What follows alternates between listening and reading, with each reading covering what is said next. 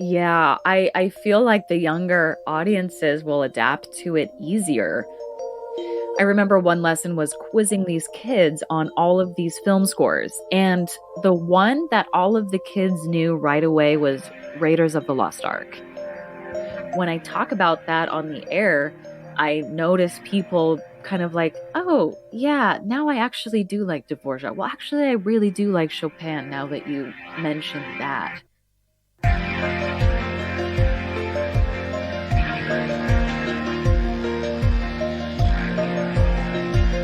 Hi, and welcome to And If Love Remains. I'm your host, Mike Levitt, along with my co-host, our first co-hosting duties of the year, Dr. Elias Axel Pedersen. Elias, welcome back. Hey, Mike. Glad to have you today, man. I'm excited. It is very exciting. It is exciting. We have a wonderful guest today. We have Melissa Greene on. She's actually with KBAQ, KBach here in Phoenix, which is the major classical station here in the Phoenix metro area. Melissa got her start in radio while studying music education and classical guitar at the University of Omaha, Nebraska. Woohoo! And and she just for those who don't know, which is everybody, my wife went to the University of Omaha, Nebraska, so we got to go for those UNO grads. She began hosting in her hometown of Omaha as an intern and eventually worked her way up to music director and afternoon host. Most recently, Melissa worked for American Public Media as a national host and as producer of a podcast for kids. I love it. She says her first musical loves were Julie Andrews and Paul Simon, two of the great performing artists of the 20th century, and very excited to have Melissa on to talk more about radio, classical music and radio, all kinds of fun stuff. Welcome to the show, Melissa. Thank you for having me. It's an absolute pleasure. So first, a little bit, I love origin stories. So I'm really curious about yours, how you got into radio and how this kind of journey has taken you to where you are now. So why don't you kind of take us through that a little bit, if you don't mind? Sure, yeah. It really started in college with an internship, which you may or may not have read. I was getting my degree in music education, and I kind of had these loose parameters of wanting to have a career in music. I wanted it to be educational, creative. I kind of wanted to be in charge of what I was doing.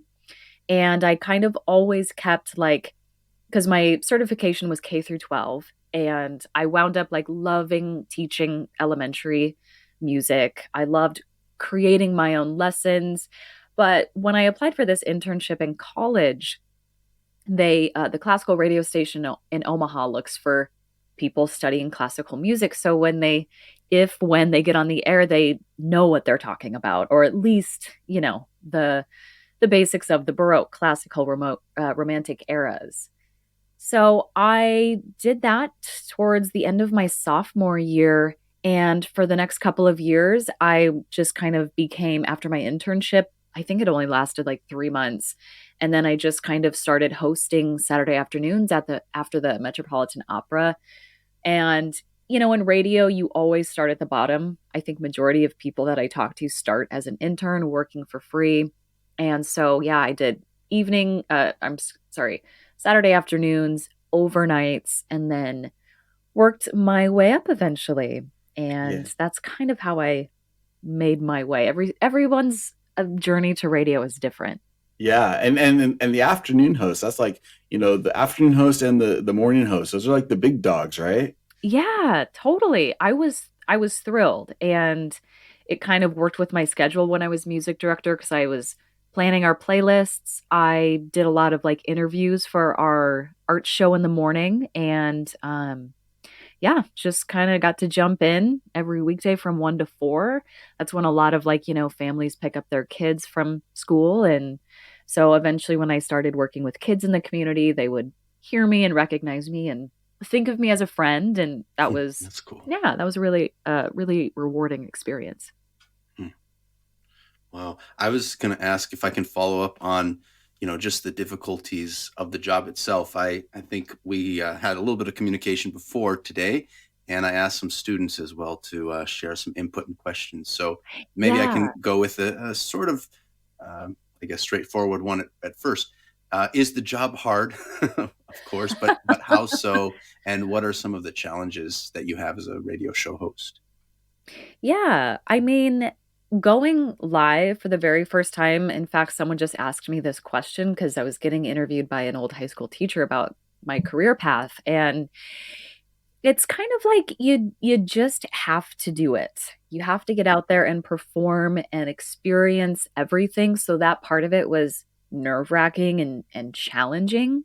But the job itself is creative and fun, and radio is not supposed to be a stressful job. Of course, there are moments, there are deadlines when you're going live and you have other people on the air with you, but it's creative and it's meant to be fun. So there are challenges. I wouldn't say it's hard. How would you compare? I mean, as a musician, how would you compare it to, performing live, or having something prepared to perform versus, being in front of a microphone? Yeah, well, if you mess up, you just have to keep on going. It just like I remember I was playing the second movement to Bach's cello suite on classical guitar in front of a live audience. And I was like repeating the B section again for the second time. And if you've played Bach, I feel like it's like the most mentally challenging thing. And I just kind of lost my spot. And of course, a second or two of pausing feels like forever. That's like the same thing it is on the radio. And you just have to like pretend it didn't happen and keep going because it's like that forward motion. You just keep moving forward. Yeah. It is tough. Right. It's the nerves certainly in performance, and like you say, it feels like an eternity. We've actually had other guests on talking about stage anxiety and performance anxiety, and Mhm. the the perspective we have of time that changes so much. And Yes. then people say, "Oh yeah, it was like a half a second. I didn't hear anything." And no, I Yeah. was I was missing words. I was missing notes. Whatever. Right. You're like, Yeah. no, that was a clear mess up. Yeah. They're like, we didn't know. I was like, okay, well, Yeah. Well, good. yeah, Yeah, totally. that's well. How long have you been with KBach? I actually started October 4th of Wow. This is 2021. So it feels like it's been longer, but I guess it hasn't really been that long. Wow, and so you made that move over, through the pandemic. I mean, there's been a lot. It's been a crazy time for a lot of people. Yeah. How has that been? How's that worked out for you? It seems like it's a good spot so far. Yeah, it worked out way better. Like during the pandemic, we're working for American Public Media. Like it's kind of like in radio, you have freedom, but when you're an on-air host, it's like when you're not on air, you can organize your time however you want. But we lost an employee during the pandemic, so I got switched to working overnights. So like I had been in the Twin Cities for about 9 months before the pandemic hit. So I was just kind of getting used to like my job in the city and I felt comfortable. Then everything shut down. So it was super isolating. And then on top of it, I had to start working 10 p.m. to 6 a.m. and like getting no sunlight. And it was just kind of a rough time. I felt like I got really like off balance and I wasn't in my flow.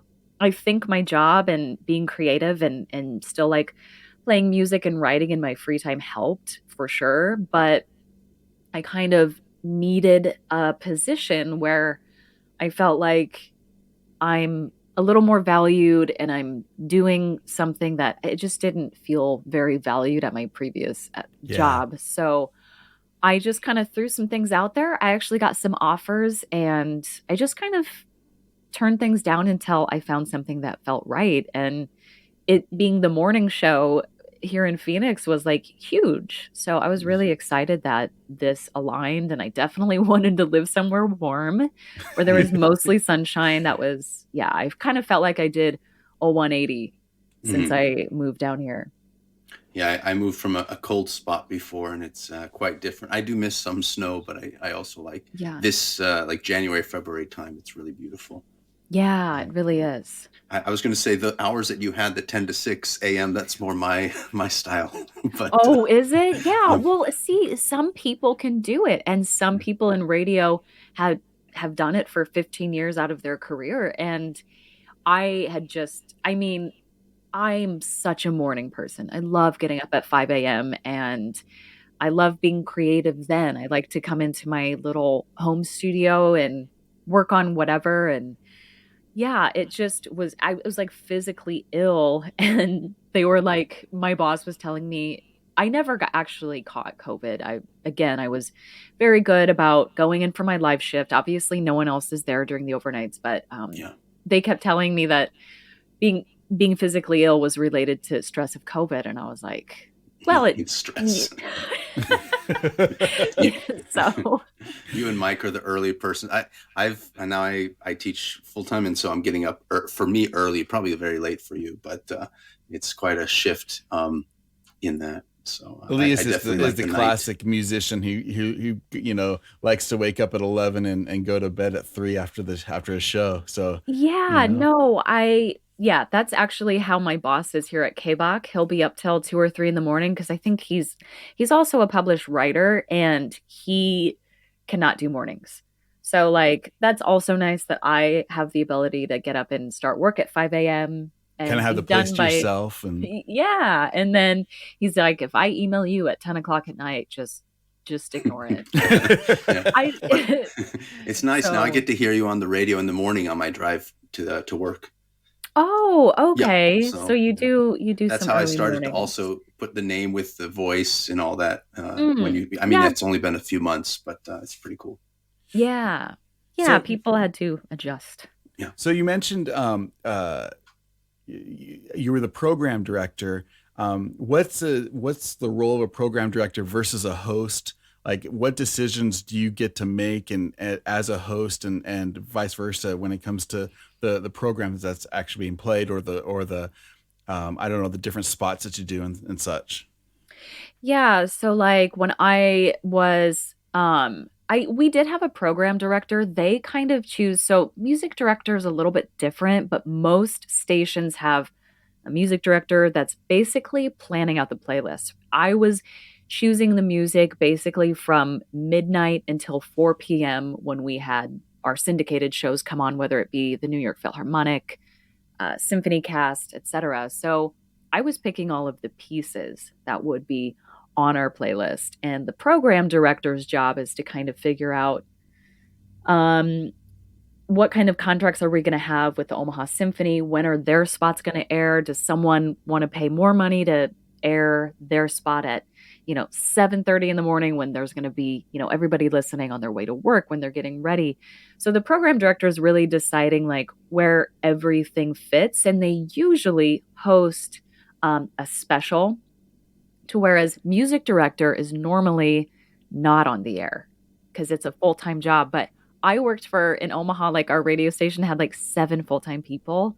So I wore so many hats, which actually was really good for my first job out of college. Like I loved it. And then I kind of got to narrow it down to being like, okay, I want to work on my personality as a radio host and Yeah. producing, which is why after a few years I moved on.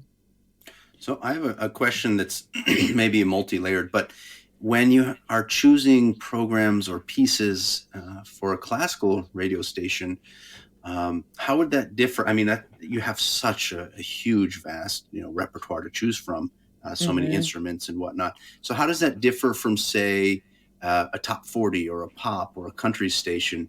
And are you also? I want to get into the sort of um, the protections and the copyrights too, because I know a lot of music is copywritten, and Mhm. maybe you're not allowed to play certain things. But how do you make those choices? Is it much harder? Is it much easier?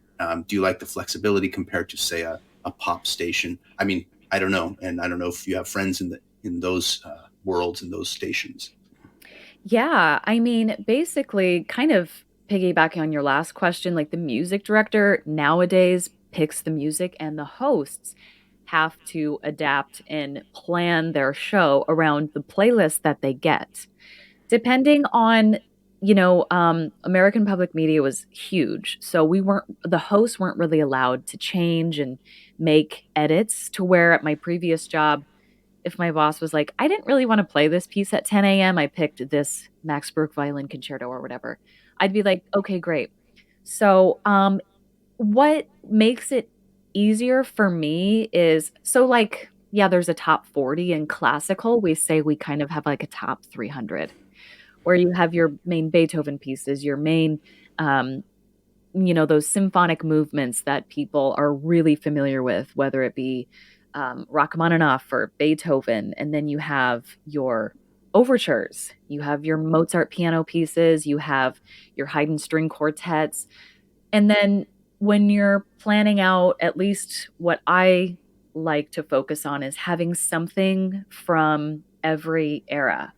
I love like Praetorius dances. I love Renaissance music, a Baroque piece, follow that with maybe something with heavy strings and then do a solo piano or a solo guitar piece.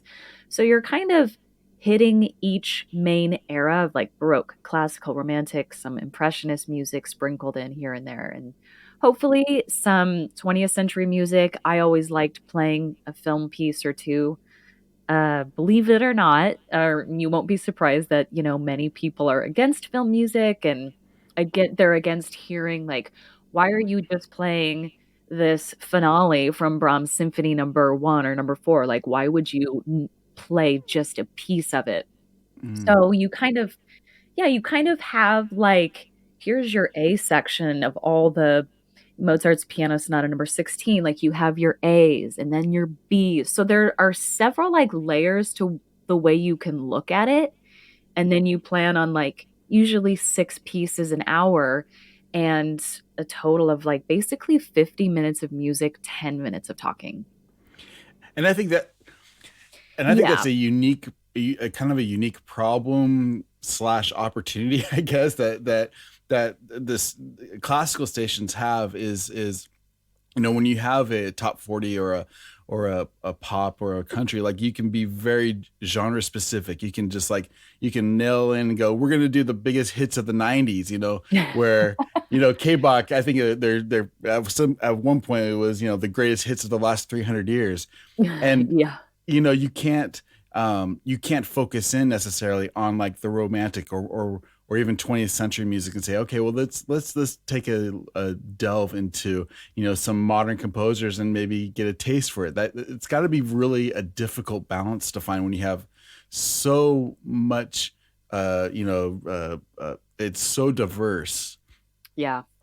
It really is. And you have to make sure if you're going to play a Jean Francais piece that has oboe, that you're not following it up with an oboe concerto. And if you're not familiar, like with a piece and you're programming the music, like it seems simple, but like listen to it. Cause, I've made that mistake where I'll play like three pieces like back to back to back. And I'm like, oh my gosh, I can't believe I Mhm. did that. But that's not, it doesn't make for the best radio if you do Mhm. that.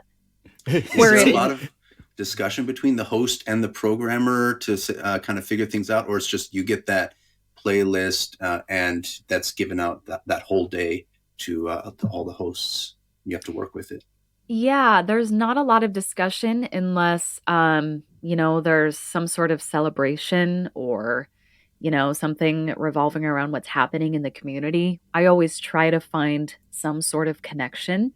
Kind of, if it's a Dvorak piece and he, kind of wrote music and serenades based off of the sounds he heard when he was sailing and he loved those boat calls, those horn sounds. So if you can find one piece an hour and then either work backwards or forwards off of that kind of idea or theme, Mhm. that's the best way to do it. Hmm. That's pretty cool. God. I also was going to say, you mentioned trying to make an eclectic program or something that was more diverse and choosing from different eras as well. Yeah. In the classical performance world, I don't know if it echoes the same in radio, but I find it's very hard as a performer to program music. There are certain composers, as I'm a pianist, so you can do an all Chopin program and it kind of is successful. But it's hard to do Mhm. that with a lot of composers. And I like to get something from, like you say, Baroque, romantic, classical, maybe even contemporary. But what I've Mhm. found is that it's sometimes hard to program a contemporary piece. And I'm saying anything after 1950.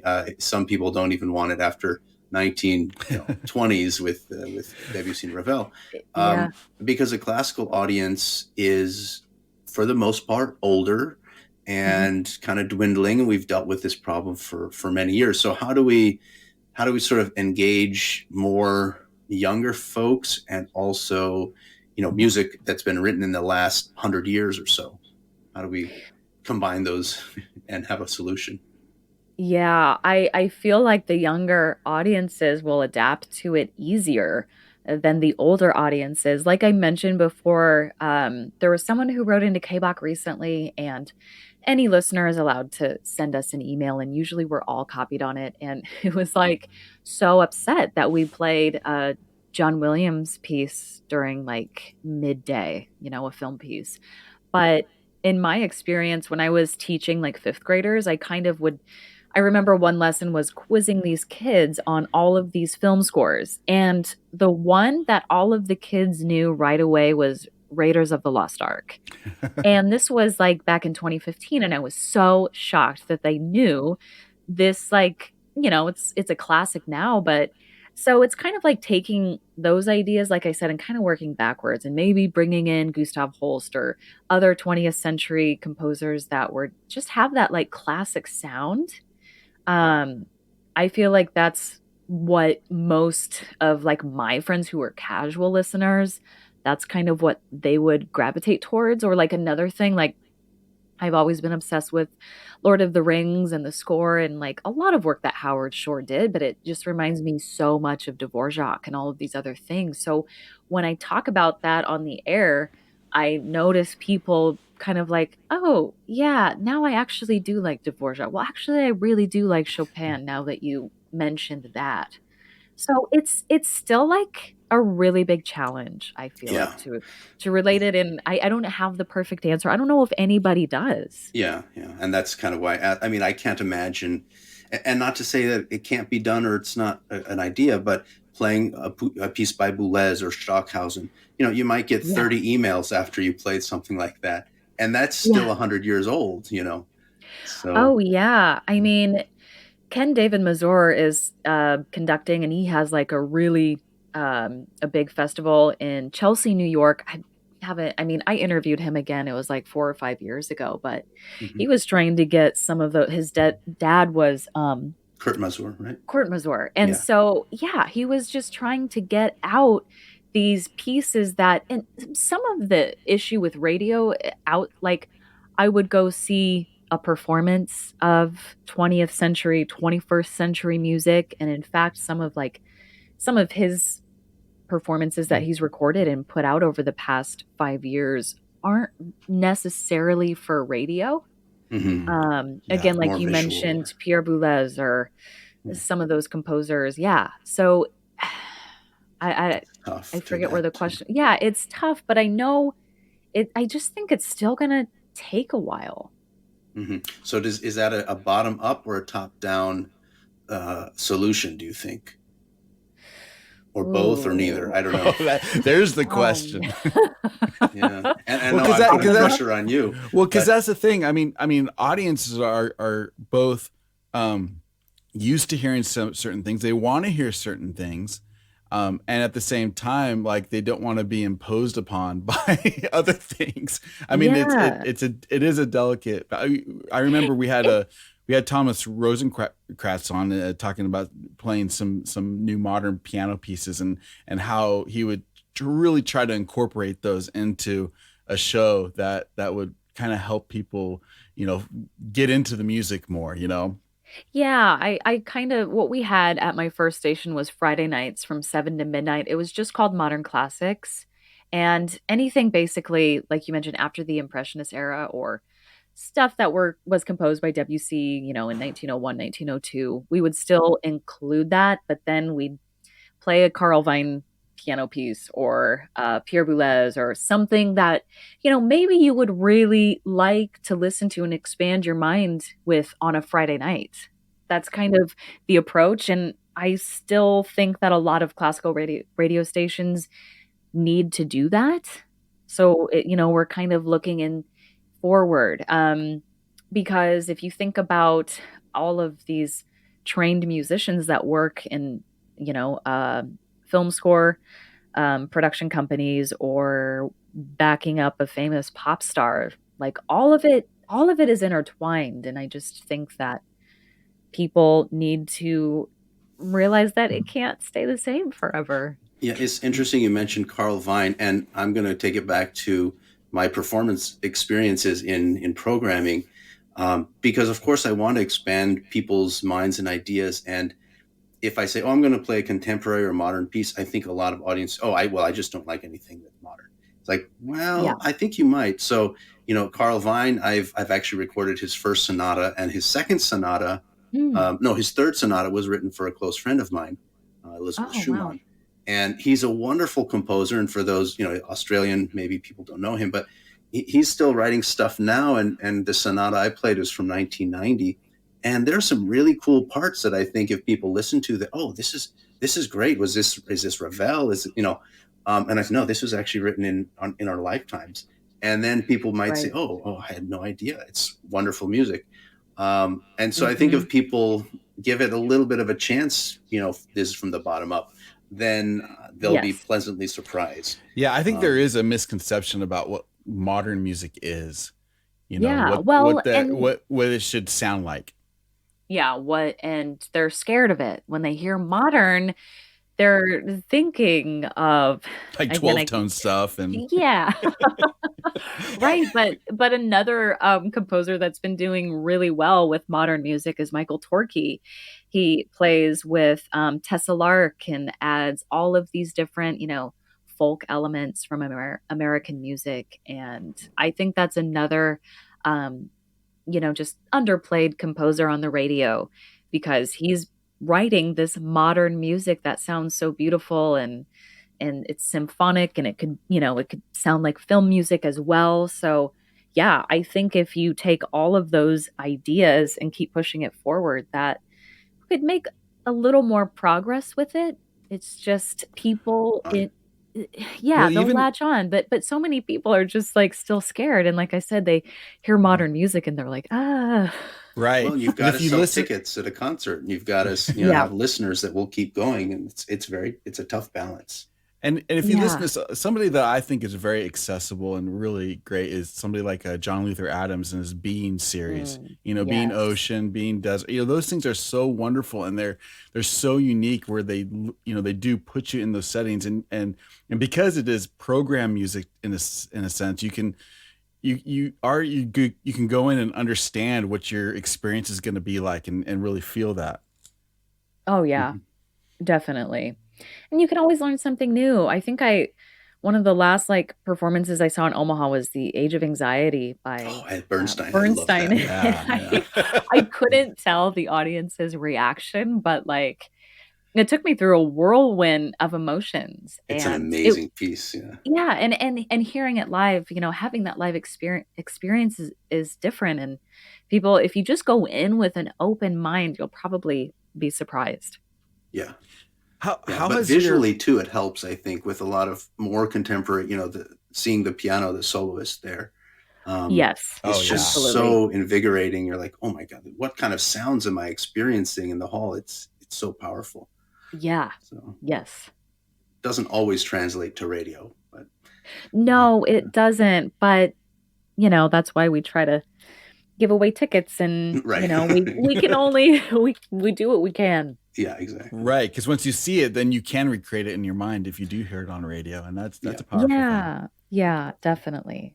How has your experience being, both a host and a musician? How has that, or how has being a host maybe changed your perspective on music as a whole, or That's a has it? really good question. I mean, it's still I as my perspective changed when I started studying classical music. It Mm. just kind of taught me things about myself that I don't think I would have learned if I wasn't studying an instrument and reading music and understanding how I interpret this and what things that I miss if there's an accidental and I forget to go back to, a C natural or C sharp or something. Just wondering, about myself and what are these mistakes I'm making? Why am I making them? So that's kind of why I'll always try to educate and put the classical music education stuff out there is because my perspective changed as a performer, and that's something that I try to carry through in my work as a host, and I'm hoping that people and listeners either relate or they open themselves up to that experience. You hear so many people being like, I love what I hear on the radio. I don't know what I'm listening to. Hmm. I was Right. like, yeah, you do. I mean, you can still paint a picture in your mind and you can still, you're still broadening your horizons and it's expansive. Hmm. So we talk about education a lot and kind of what's the next generation going to take from us, and certainly we've had a lot of shows on classical music or the larger set of that. And so I have a lot of students. I teach at an arts high school, and they're not all going to go into performance. In fact, probably very few of them will. And even Mhm. when I teach at college, very few of those students will be concert artists. Right. And so it's always a question of what are the other opportunities. You can go into teaching, you can go into some sort of lecturing or a private studio, or Mhm. but certainly radio or might be an Radio's an option. outlet. So Yeah, yeah. and what opened up after I graduated, because when I was still in Omaha as music director, um I would have students apply for an internship so I could, keep passing on what was passed on to me. And there's entrepreneurship degrees now to where you can go in and be a festival organizer. You can do it for these opera festivals. You can go out and do it in Coachella if that's your thing. Um, the great thing about being a jazz, if you were studying jazz and wanted to do education, then you have that whole other area of teaching uh, studio recording, sound, microphones, like that whole there's so much to it. I feel like there are so many ways. One of my classmates in college was studying sound engineering, like how Yeah. the acoustics and what goes into building a beautiful concert hall, and his time spent studying classical guitar added to that, even though that wasn't going to be his thing. Right. Well, we had, yeah, Brett Leonard, a friend of mine, actually my recording engineer for Oh, some CDs. Do you know him? yes, I Yeah. took one of his class, or I worked with him. He recorded my Oh, senior recital, actually. well, really? Oh, Yeah, That's that's so fabulous. cool. I love Oh, Brett. yeah. So Awesome. Where is he's he up at in, now? Is he in the Midwest still? yeah, Indianapolis. Okay, And right. yeah, he and his wife live there, and he's been on the show a couple times. And Oh, when he was a student in Montreal, he was a doctoral student. When I was a doctoral student, he was at McGill. I was at University of Montreal, and he was my recording engineer for my last two albums that I released. And he was a great musician himself, and I think it helped him a lot getting into that field because he just had the mindset for it. He knew what the musician was experiencing and going through. It made him a much better recording engineer as a result. So, yeah. like you say, that's another avenue, and I think just becoming familiar with music and the mindset that comes with it and the training, you can go into so many related fields, and I don't think people think about those things. They study an instrument and say, "Oh, I'm going to be a professional performer of this instrument." Yeah. It's Or they get Yeah. nervous towards the end of their college career and say, "Oh my gosh, I don't want to be a teacher."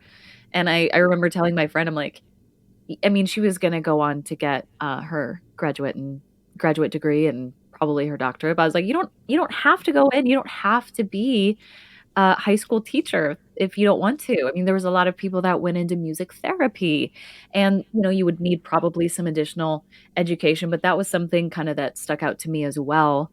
Um, Being in teaching and in my free time, bringing my classical guitar to a senior retirement community. That was something I did throughout college, and I was like, gosh, that would be I, like, saw, people kind of moving to the music after being sedentary or, just out of it for a while. So, yeah, I mean, that's a whole other field you could get into that would be so fun and so interesting.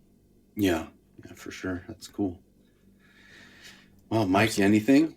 Oh, absolutely. Actually, Yeah, so I've got yeah, you lots. go ahead. I've kind of. One of the I love I'm a radio guy. I love radio. I Mhm, love so much about radio mhm. and how radio has changed over, over the centuries, has been really fascinating.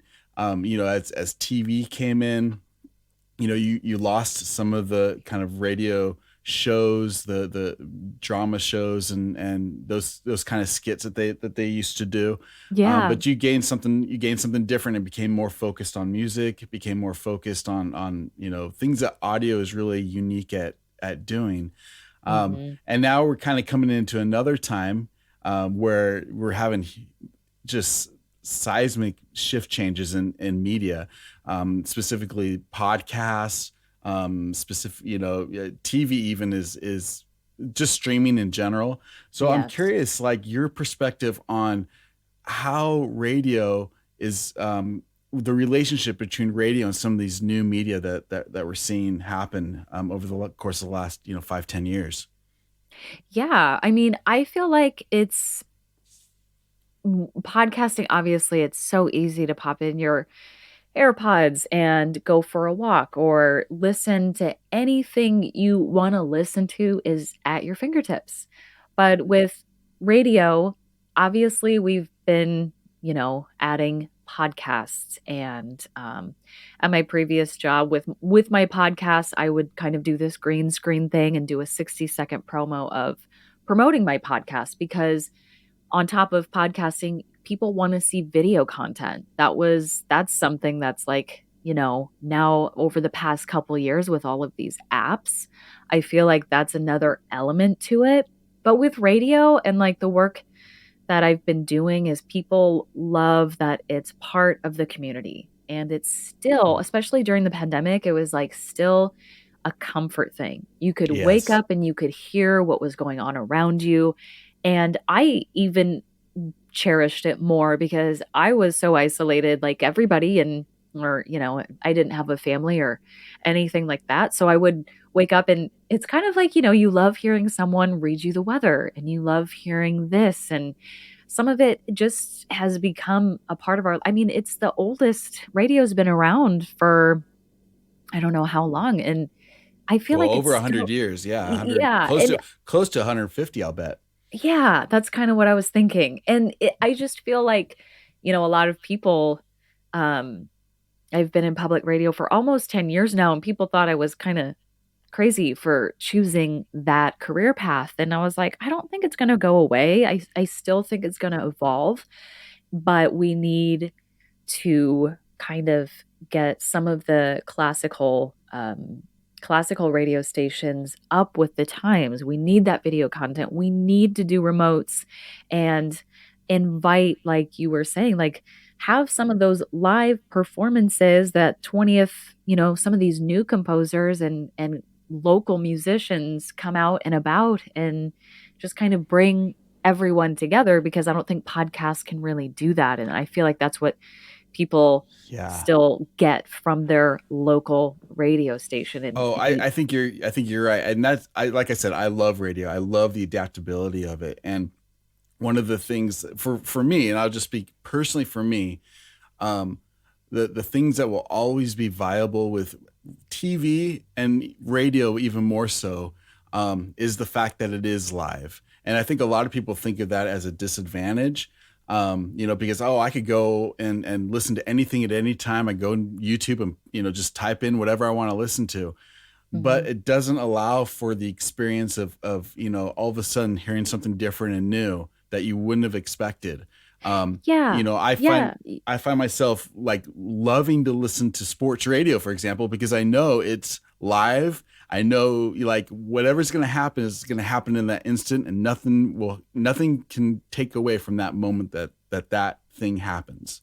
You know, Yes. Yes, and and people love the fact that you're gonna throw a piece out there and they don't know what it is yet. Or like you right. said, a little piece of information, a little tidbit. Like people still look forward to that. It's exciting. It's fun. Mhm. Yeah, you mentioned sports, and I think that's why live music, of course, we lament declining audiences and things, but I think there will always be, if we can program right and if we can reach the right audiences, a desire for that live experience because you can't replicate it.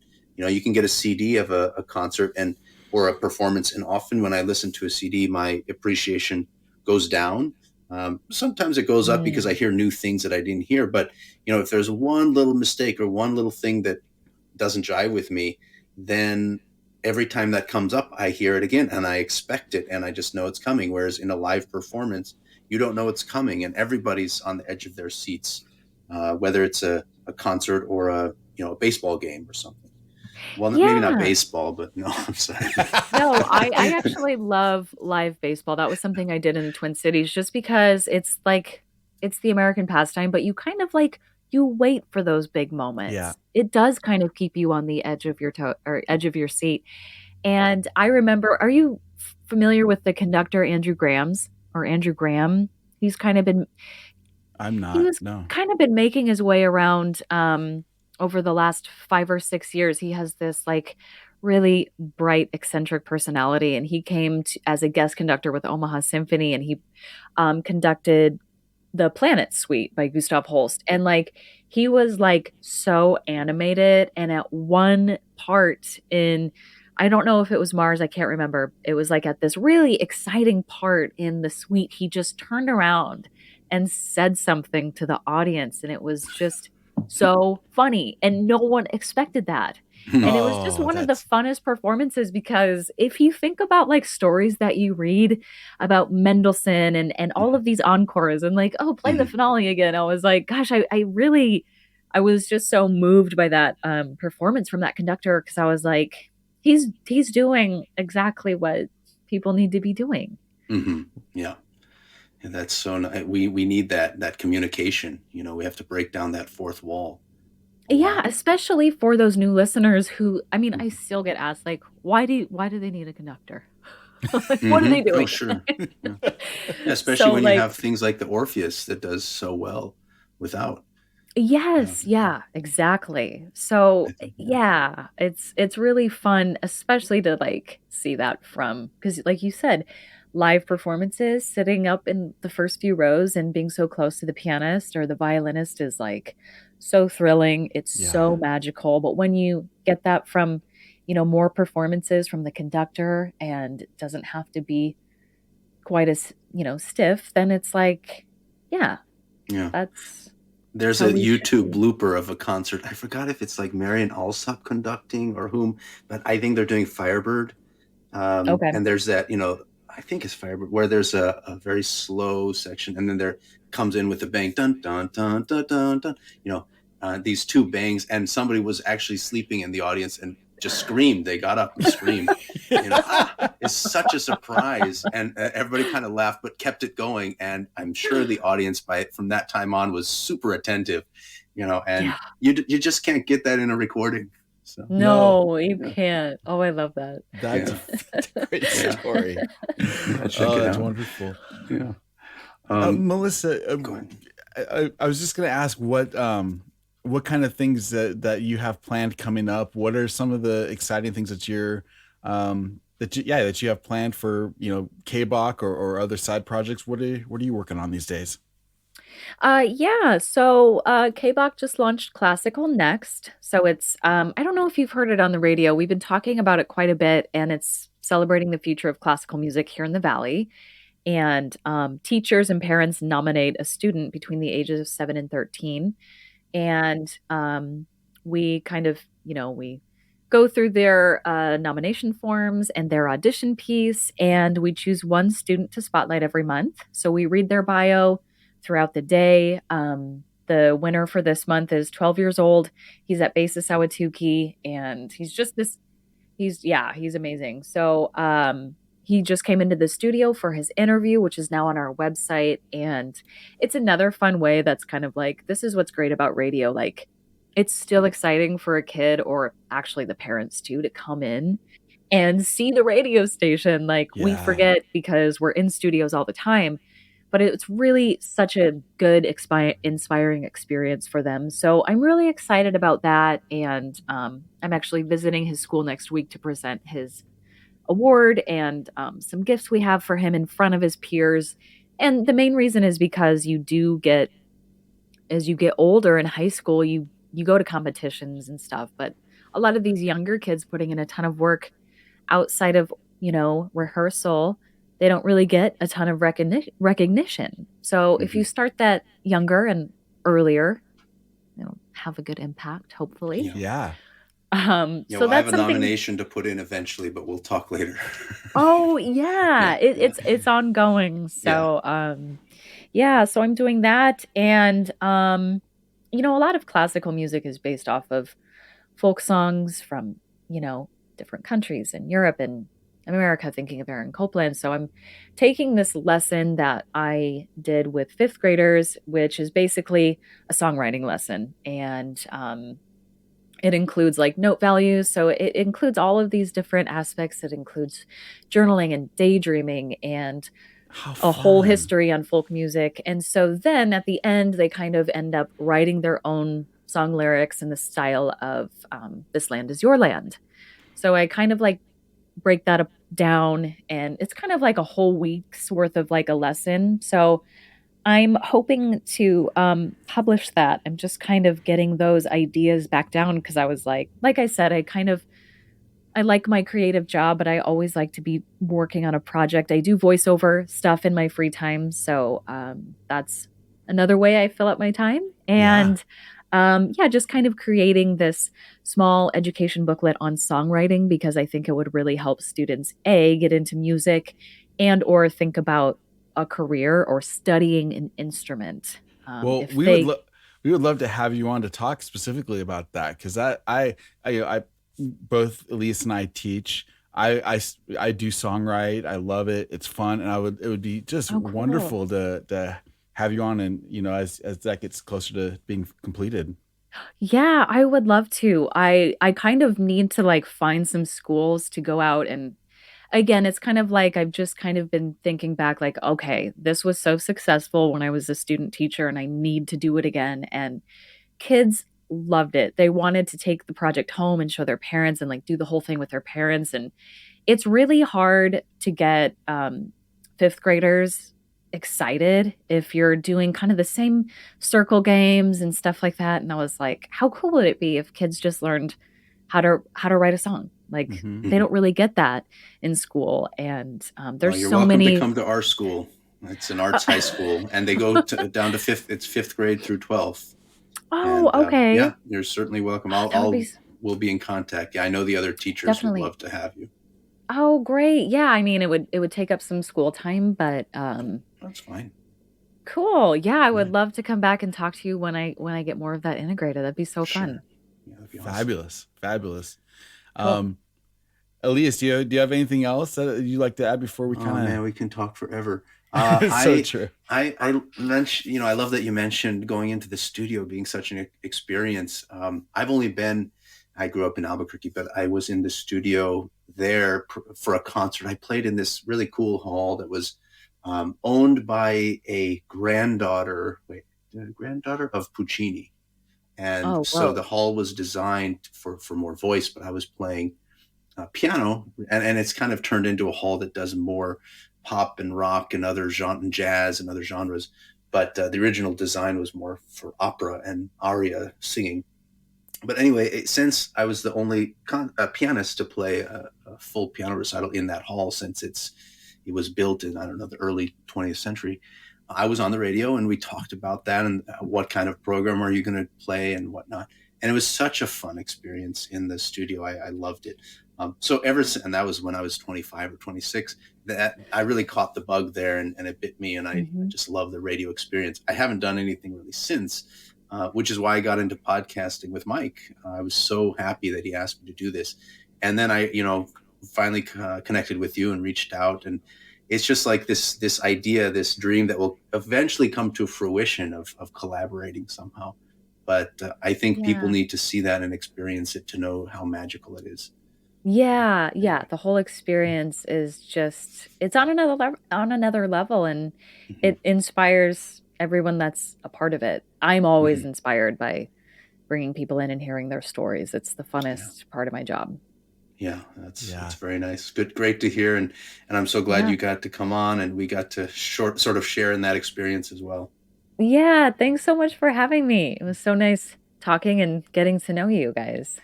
Yeah, I'm Absolutely. It's sure been a I'm sure we'll pleasure. have more questions at some point, and when you also come back, we plan on having you back for your other project. Yeah. Certainly we'll have more to discuss. Great. Yeah. I look forward to it. Absolutely. And So to hearing more of your music. I'll have to connect with you on social media so I can find out more about your guys's. So speaking of social media and where can people, they obviously can listen to you mornings on KBAQ. When can they hear you and how can they find you if they want more information on Melissa? Yeah, so weekday mornings on 89.5 KBach from 5 to 10 a.m. And then I post a lot of my content.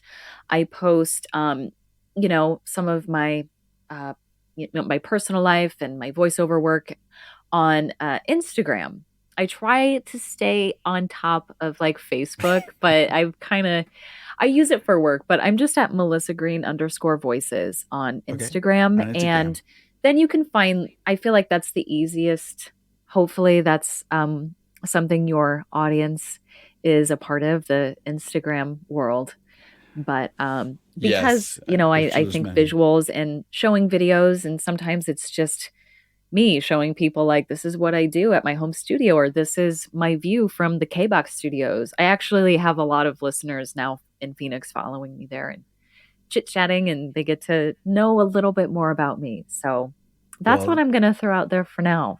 Fun. All right. So that was at Melissa _Greene. Melissa Greene _voices. There we go. Melissa Greene with an E _ voices. All right. Wonderful. We'll put those in the show notes as well. And again, this has been a blast. Really, thank you so much for your time. Yeah, thank you. I'm so glad that you guys invited me here. It's fun. It was. Well, Elias, thank you again for a successful podcast. Yeah, this was a lot of fun. It's great. I've been waiting. It's always good when we can end with saying it was successful. It was good. It happened, and we had a great guest, and so I hope everyone will check out Melissa Greene and listen to her on KBach in the Phoenix area. And I love local radio, so yes, this is fabulous. You've been listening to Mike Levitt, and you've really been listening to And If Love Remains, but I'm just playing along for the ride. I'm just driving the car sometimes. All right. Hey, see you everyone later.